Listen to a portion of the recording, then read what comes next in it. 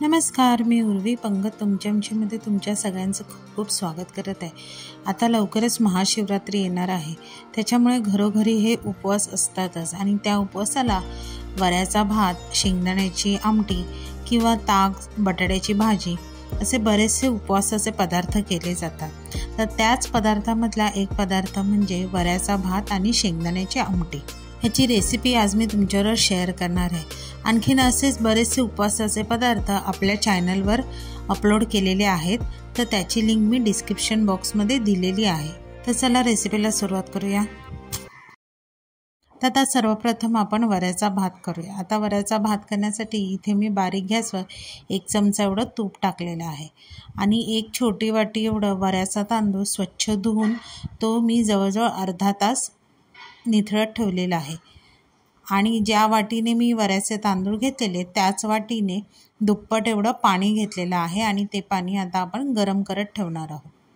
आता इथे तूप चांगलं तापलेलं आहे, त्यामध्ये मी 1 चमचा एवढं जिरं, 1 हिरवी मिरची आणि 2 ते 3 कढीपत्त्याची पानं घालून फोडणी आपल्याला चांगली शिजवायची आहे। आता त्यामध्येच आपण निथळत ठेवलेले वऱ्याचे तांदूळ चांगले कोरडे होईपर्यंत आपल्याला इथे तुपामध्ये परतून घ्यायचे आहेत। जवळजवळ 4 ते 5 मिनिटांसाठी मीडियम गॅसवर आपल्याला हे चांगले परतून घ्यायचे आहेत। आता 5 मिनिटानंतर त्यामध्ये आपण जे पाणी उकळत ठेवलेलं ते त्यामध्ये हळूहळू करून ॲड करायचं आहे आणि गॅस एकदम मंद ठेवायचा आहे। चवीपुरतं मीठ घालायचं आणि व्यवस्थित ढवळून मंदच गॅसवर त्याला झाकण लावून आपण चांगली दणदणीत वाफ आणायची आहे।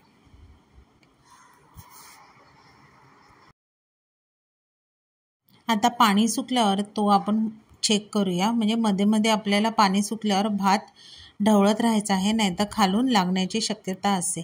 आता इथे भात ढवळल्यावर बघा तिथे साधारणचं पाणी अजून बाकी आहे आणि भातसुद्धा आपला असा शिजलेला नाही आहे, त्याच्यामुळे पुन्हा आपण त्याला झाकण लावून एक वाफ आणायची आहे। आता पुन्हा 3 ते 4 मिनिटानंतर झाकण काढून तुम्ही बघू शकता भात आपला चांगला मोकळा झालेला आहे, पाणीसुद्धा सगळं सुकलेलं आहे आणि भातसुद्धा सुंदर शिजलेला आहे। आता त्यामध्येच मी आवडीप्रमाणे काजू घातलेले आहेत तळलेले आणि कोथिंबीर। आता तुम्ही ह्यामध्ये जर हा भात तुम्ही दह्याबरोबर किंवा ताकाबरोबर खाणार असाल तर त्यामध्ये ह्या स्टेजला थोडासा शेंगदाण्याचा कूट, ओलं खोबरंसुद्धा ॲड करू शकता। आता आपण शेंगदाण्याची आमटी करूया। आता इथे मी 1 वाटीभर एवढे शेंगदाणे भाजून त्याची साल काढून घेतली आहे। आता मिक्सरच्या छोट्या भांड्यामध्ये 1 मिरची आणि आंबट दही, ज्या वाटीने मी शेंगदाणे घेतले ते वाटीभर दही आपल्याला घ्यायचं आहे।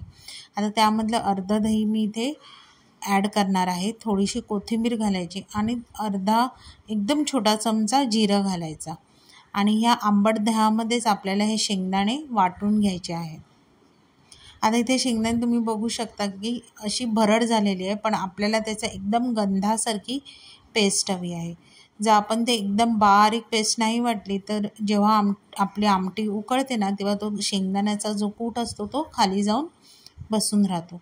हे बघा आता ह्यामध्ये मी उरलेलं दही घालून हे एकदम बारीक पेस्ट करून घेतलेली आहे।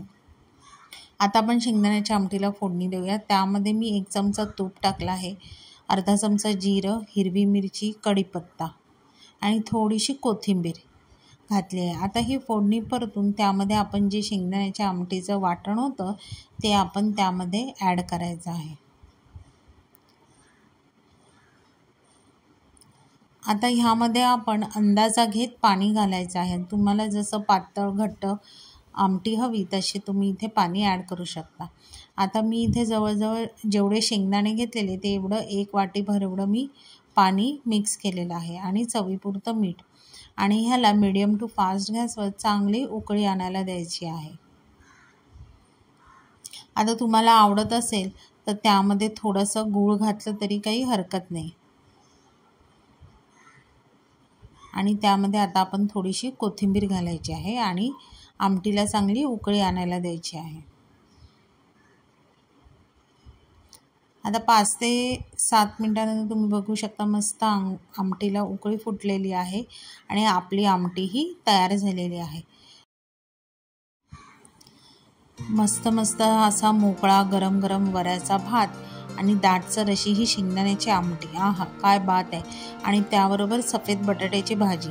उपवासाचा हा पदार्थ तयार झालेला आहे। मग नक्की तुम्ही ह्या महाशिवरात्रीला उपवासाचा हा वऱ्याचा भात आणि शेंगदाण्याची आमटी नक्की घरी ट्राय करून बघा। रेसिपी आवडली तर रेसिपीला लाईक करा, शेअर करा, कमेंट करा। चॅनलवर तुम्ही जर नवीन असाल तर चॅनलला सबस्क्राईब करा आणि अशाच नवीन व्हिडिओच्या नोटिफिकेशनसाठी बेल आयकॉनला प्रेस करायला विसरू नका। तोपर्यंत मस्त राहा।